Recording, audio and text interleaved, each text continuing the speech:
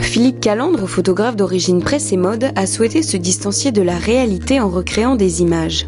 Connu pour ses photomontages de zones industrielles, cet amateur d'architecture propose une nouvelle série de compositions autour d'une Venise onirique. Au fil des années, je me suis un petit peu lassé de la réalité. J'ai décidé de reconstruire ma propre réalité en allant vers l'utopie. Eh bien, cette photo, une composition qui part de plusieurs images, de plusieurs fragments, je dirais. Avec ces différents fragments, j'ai recomposé une image qui paraît être une véritable image, mais qui n'en est pas une.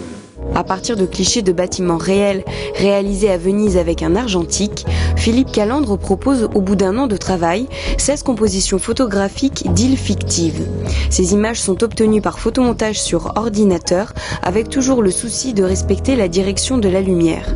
La difficulté dans ces prises de vue était de combiner deux types d'architecture opposés, c'est-à-dire l'architecture de Venise traditionnelle, avec tout ce que cela comporte dans les ornements et une autre architecture qui est celle que l'on cache le plus souvent, qui est l'architecture de Porto Marghera, qui est la ville industrielle à proximité de Venise.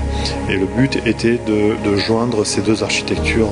Cette exposition présentée à l'espace Richaud de Versailles jusqu'au 8 novembre a été commandée initialement par l'architecte Jean-Michel Villemotte pour sa fondation vénitienne.